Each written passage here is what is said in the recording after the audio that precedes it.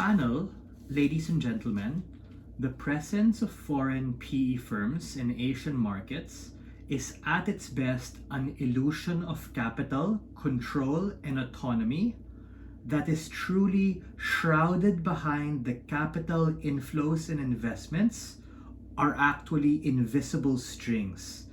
Invisible strings that control the Asian market as a marionette to becoming whatever proxy these particular PE firms want, since we also have to understand that these PE firms are often headquartered in the West or headquartered in some other hegemony, like Russia, for instance, who often have ulterior motives and spheres of influence to be able to use their capital as a means of having control over these particular regions.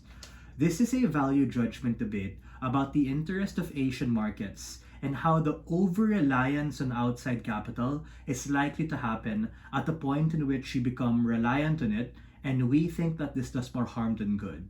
I have a few features of our model which I think are relevant for this debate, even if it's not a policy, just so that we can have the best possible round. The first is that we have to understand why the West and these other big institutions have such a huge interest in Asian markets. It's precisely because of the asymmetric risk-reward or upside that happens when you invest at the infancy of these stages. We see a lot of emerging tiger economies in Asia, which are poised to be really strong economies over the next few decades, just like in the Philippines, for instance, in Vietnam or in Indonesia, which piques the interest of these PE firms to want to come in precisely because of the utilitarian metric that the previous speaker mentioned, because they want to be able to get an ROI.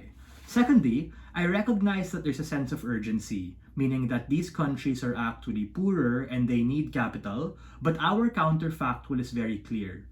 It is to say that we want to keep a lot of these investments within the region, meaning within Asia, within APEC, within the ASEAN, and these particular trade blocks and institutions are the alternative to be able to get other forms of capital within the region, either through loans, either through equity, or either through direct foreign investment through these particular trade blocks.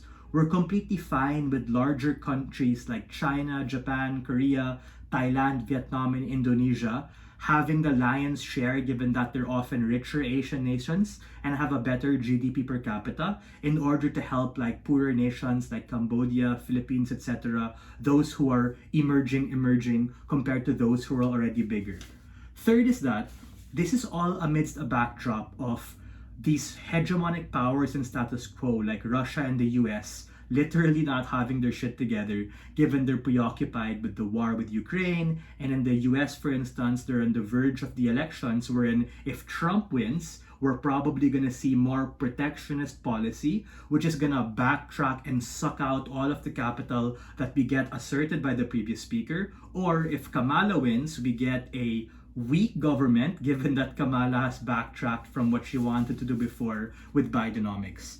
The last thing here, which is very crucial, is the trend of de-dollarization that's already happening in order to make Asia more protectionist and keep particular things within the region. I'll take you in a bit, right? But before I move on to my argumentation, a couple of responses towards the assertions at best that we get from the previous speaker. The first is that wanting to be able to bolster the economy by more jobs and infrastructure and how those are particularly good.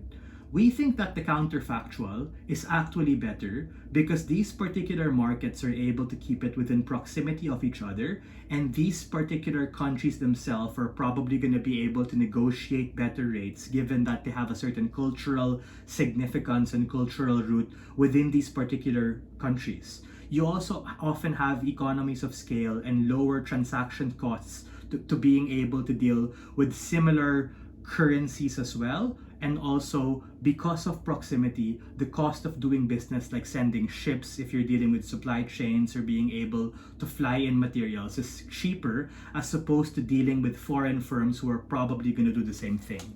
Second is on the response about China and talking about the Belt and Road Initiative.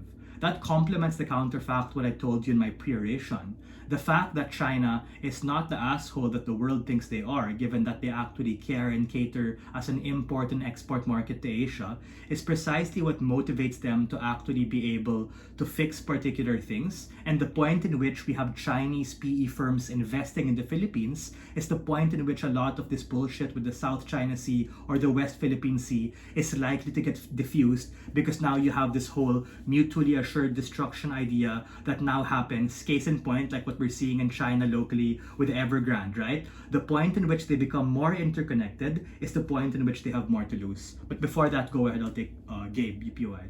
Yeah.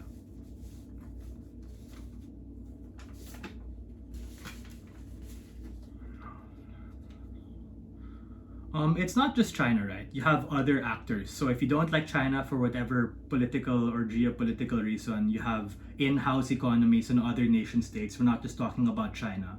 But the point in which you become beholden to the West or beholden to any other power is the point in which those markets are less likely to be evolved, or even if they do evolve, they become beholden. What have I told you so far? Because I've also been arguing in my framing and my rebuttal. The first is, being beholden to foreign capital restricts the ability of Asia to be autonomous in terms of being able to control their domestic market, and they become reliant on the inflow of labor, capital, and how these particular things can crowd out your domestic market, like what I raised in my POI about people being able to get jobs from other people and that leading to more layoffs. Secondly is that in terms of an obligation, we have to understand that this PE firm is always beholden to a home country since they pay particular corporate taxes and do business and are headquartered there. So they're always going to prioritize that interest since it's more proximate. And thirdly, which I think is quite important very briefly, is that it becomes harder to raise capital down the line when you choose to exit or not sell as a private company.